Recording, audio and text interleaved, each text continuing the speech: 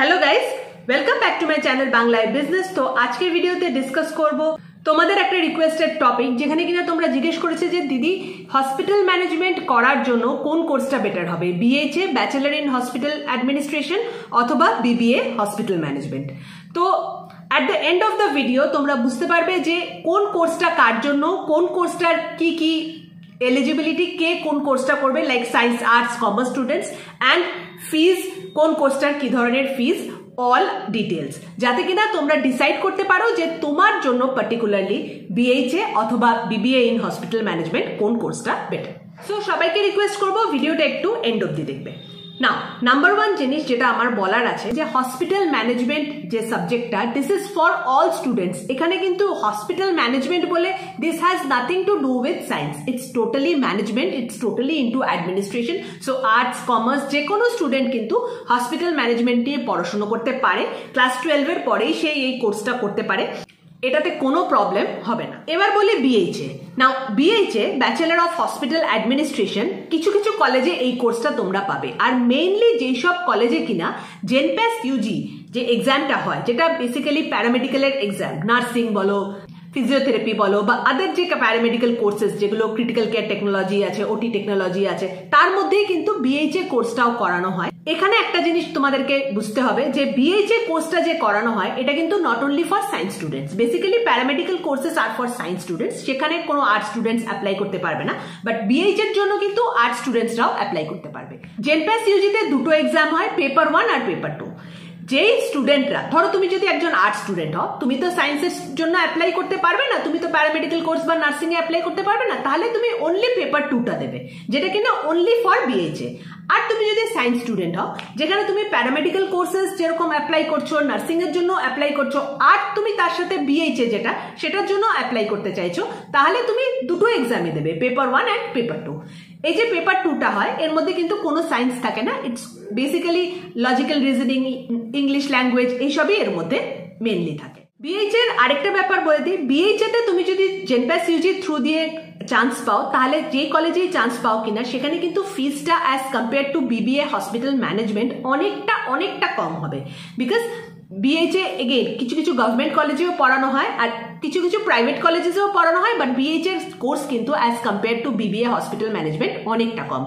কাজেই আমি সেই স্টুডেন্টসদেরকে বিএইচএটা সাজেস্ট করবো যারা কিনা হসপিটাল ম্যানেজমেন্ট নিয়ে পড়াশোনা করতে চাইছে, অথবা বিবিএ পড়ার মতো ক্ষমতা নেই, অতটা কস্ট বেয়ার করতে চাইছো না, সেক্ষেত্রে you people go for BHA, আর বেস্ট হচ্ছে থ্রু জেনপ্যাস ইউজি এক্সাম। এবার বলি যে বিবিএ এর ব্যাপারে। সো বিবিএ তে এগেইন যদি বিবিএ হসপিটাল ম্যানেজমেন্ট করতে চাও, তাহলে ম্যাক্সিমাম ক্ষেত্রেই কোনো এক্সাম দিতে লাগে না। কিছু কিছু কলেজে ওই তোমার কিউএড বলে একটা এক্সাম থাকে, আরো ওদের নিজস্ব কিছু এক্সাম থাকে, সেগুলো দিতে হয়। খুব একটা টাফ এক্সাম সেগুলো হয় না, সেখানে র্যাঙ্কিংও কিন্তু খুব একটা ম্যাটার করে না। তুমি যদি চাও যে তুমি বিবিএ হসপিটাল ম্যানেজমেন্ট পড়বে, তাহলে কিন্তু তুমি আরামসে অ্যাডমিশন পেয়ে যাবে। সেকেন্ড থিং, এখানে কিন্তু একটু ফিজটা হাই হয়। অবভিয়াসলি বিবিএ এর যেই ফিজ হয় বিবিএ ফর হসপিটাল ম্যানেজমেন্ট সেই ফিজই হয়, ওয়ারাস বিএইচএ তে আগেই আমি বলে দিলাম ফিজটা কিন্তু বেশ খানিকটা হলেও অ্যাজ কম্পেয়ার টু বিবিএ তোমরা অনেকটাই কম পাবে। কোর্স কন্টেন্ট কিন্তু মোটামুটি বিএইচএ এরও যা হয় বিবিএ এরও তা হয়। জবের দিক থেকে তুমি যদি দেখতে চাও যে বিবিএ করে তোমরা কি ধরনের জব পাবে, বিএইচএ করে কি ধরনের জব পাবে, একই ধরনের জব পাবে, বিকজ দুটোই হসপিটাল অ্যাডমিনিস্ট্রেশনের কোর্স। তো হসপিটাল অ্যাডমিনিস্ট্রেশনই আলটিমেটলি তোমরা এই দুটো কোর্স করেই জব পাবে। ফার্দার স্টাডিজ যদি কিছু করতে চাও, দেন সেখানে তোমার কাছে বিবিএ পড়ার পর এমবিএ করার চান্স থাকবে। এমবিএ তুমি হসপিটাল ম্যানেজমেন্টেও করতে পারো অথবা নর্মাল এমবিএও করতে পারো, সেটা তোমার কাছে অপরচুনিটি থাকবে। ইনফ্যাক্ট বিএইচএ করার পরও তুমি চাইলে এমবিএ করতে পারো অথবা এমএইচএ করতে পারো, সেটা তোমার চয়েস। তো প্রস এন্ড কনস গুলো আমি তোমাদেরকে বলে দিলাম, হোপফুলি তোমরা বুঝে গেছো। আরো যদি কোনো ডাউট থাকে তাহলে একটুখানি কমেন্ট সেকশনে লিখে জানাও, ডেফিনেটলি আপকামিং ভিডিওতে সেটা ডিসকাস করে দেবো। বাট এগেইন আমি একটা জায়গায় এমফেসাইজ করবো, সেটা হচ্ছে জেনপ্যাস ইউজি 2025। নাও জেনপ্যাস ইউজি 2025টা তোমরা সবাই জানো ডিউ টু সার্টেন রিজনস এক্সামটা অনেক লেট হয়ে গেছে, আর সেই এক্সামটা আলটিমেটলি হচ্ছে 18th of October।